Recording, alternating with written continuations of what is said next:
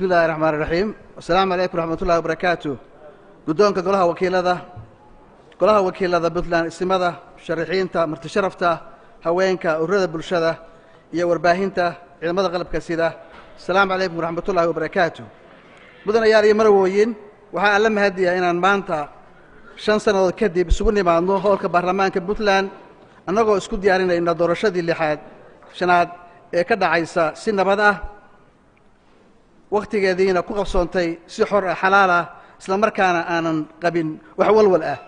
doorashada oo waqtigeeda ku qabsoonaatay waa oofinta mid ka mid ah caadiyada dawladdu la gasho shacabkeeda kuwa ugu muhiimsan xildhibaanada sharafta leh waxaa maanta ii muuqda xubno baarlamaan dhalinyaro u badan aqoon iyo firfircooni ka muuqato aan huba inay diyaar u yihiin inay qaybtooda ka qaataan horumarinta Puntland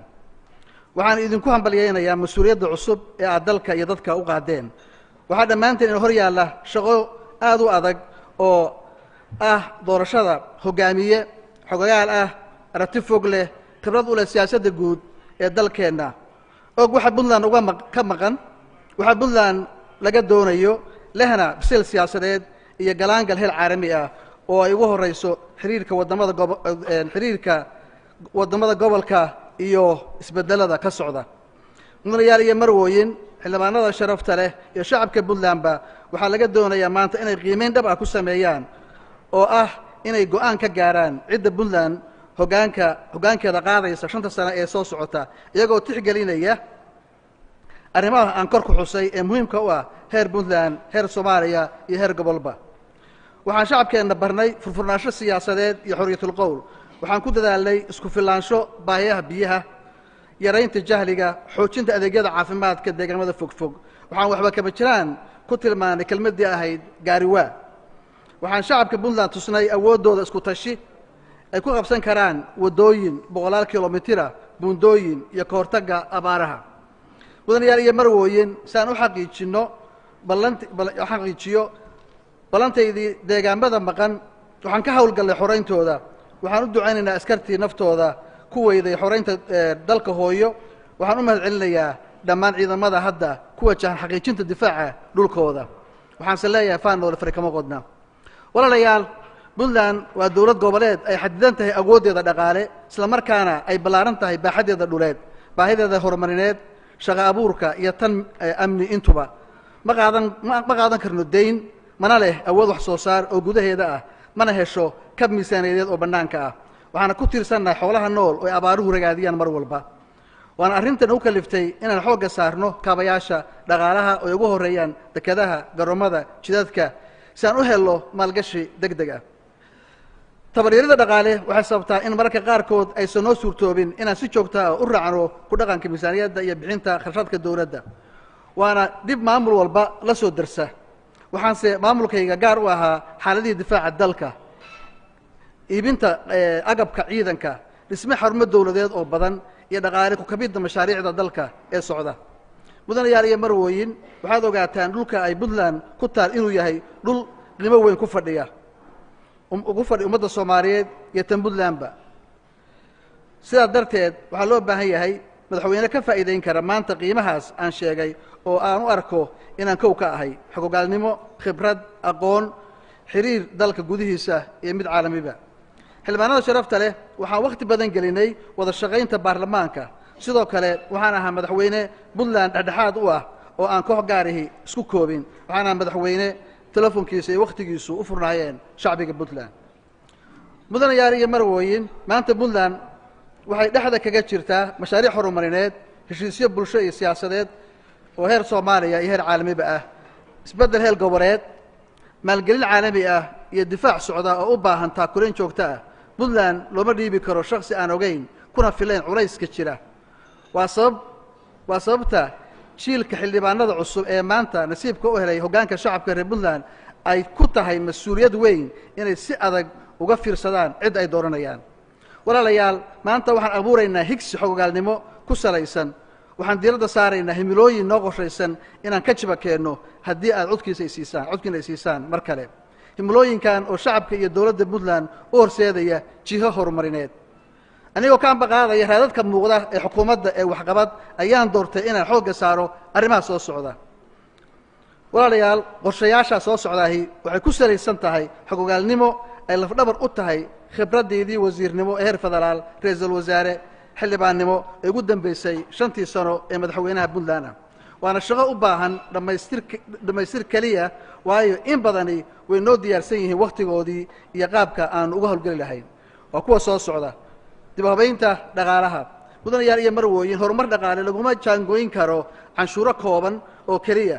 waxaan u baahannahay inaan abuurno kobcinta saamiga canshuuraha oo wanaagsan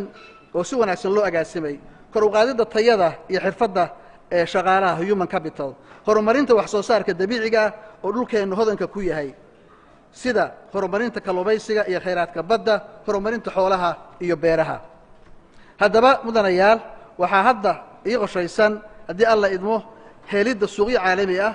ee wax soo saarkeenna xoojinta wax soo saarka waddanka iyo suuqgeyntooda samaynta shuruuc iyo xeerar soo jiita baalgashi caalami ah sugidda amniga mudanayaal iyo marwooyin puntland amnigoodu wuxuu ku taagan yahay tirar adag oo sal ay u yihiin ciidan muwaadiniin ah oo dhiiran iyo shacab garab taagan goor walba waana sababta aan gaashaanka ugu daruuray cadowyadii kala duwanaa ee na soo weeraray mudanayaal iyo marwooyin waxaa dhab ah in duruufihiina soo maray ee dhaqaale ay noo diideen wax badan oo ay mudnaayeen ciidankeennu iyo dhammaystirka daryeelkoodu haddana maanta waxaa ilaahay mahadii ah in aysan inaalinayn ciidamo ajnebi ah haddaba qorshahayga amniga ee cusub wuxuu ku bilaabanayaa dib u habaynta ciidanka casriyeynta agabka ciidanka kor u qaadidda xirfadda iyo daryeelka ciidanka waxaan awoodda saaraynaa haddii alla idmo isku dhafka ciidamada daraawiishta iyo qaramaynta ciidan beeleedyada xoojinta ciidamada sirdoonka iyo xowraanka casriyeynta ciidanka booliiska turbataariya taraafikada iyo asluubta ciribtirka argagixisada annagoo kula dagaalamayna qorshayaal cusub soo xiridda xuduudada puntland iyo xoreynta dhulka maqan walaalayaal waa waajib dastuuri ah inaan soo celinno dhulkeenna maqan soona xirno xuduudda puntland waxaad la socotaan inaan bilownay hawsha muhiimka u ah shacabka puntland jiritaanka dowladnimadeennu waxay ku jirtaa ilaalinta midnimada puntland iyo sugidda xuduudaha dastuuriga ah ma jira madaxweyne isku dayey soo celinta dhulka maqan tan iyo maalintii la qabsaday oo aniga iga horreeyey sidaa awgeed waxay ii tahay muhiimad weyn mana yeeli doono wax ka sokeeya xornimada shacabka reer sool hanaanka axsaabta badan ee puntland guddoonka golaha xildhibaanada iyo marti sharafta kale hanaanka axsaabta badan iyo helidda hal qof iyo hal cod waa arrin aan bilownay waxaana magacownay guddigii doorashada waxaana iga go-an in shacabka puntland ay ku muujiyaan rabitaankooda siyaasadeed habka asxaabta badan haddii alla idmo waayo waxaan aragnay kala qaybsanaanta ay keento habka beeluhu ee bulshadeenna dhexdeeda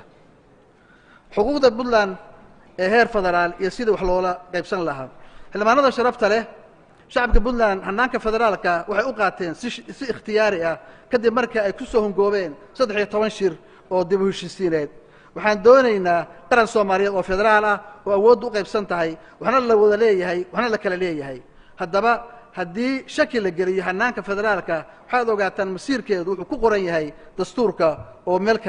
dastuurkeenna oo meel kale laga raadin maayo sidaa awgeed waxaan u caddaynayaa baarlamaanka cusub ee sharafta leh ee shacabka puntlandba hanaanka federaalku inuusan la fac ahayn madax 4 sano mar muqdisho lagu soo doorto ee waa nidaam lagu heshiiyey oo dastuuri ah haddaba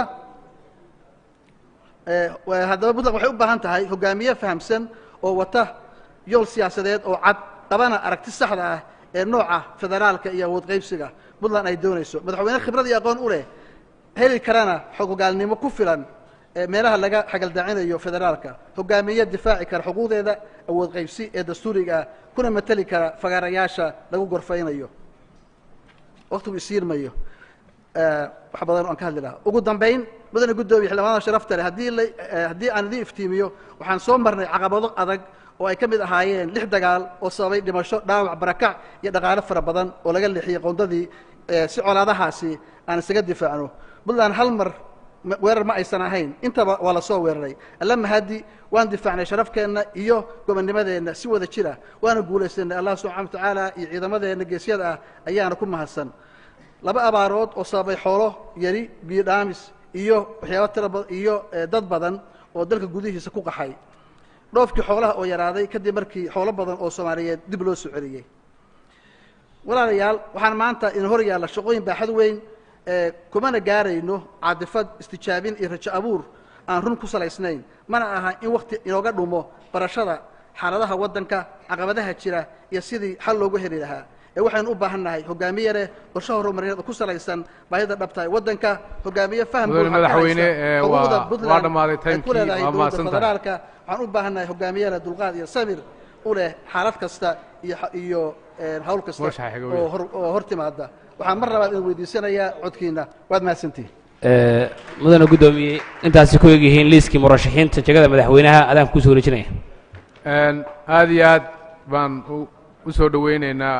sida ay noogu socotay khudbadaha ay jeedinayeen murashaxiinta u tartamayay xilka madaxweynaha maadaama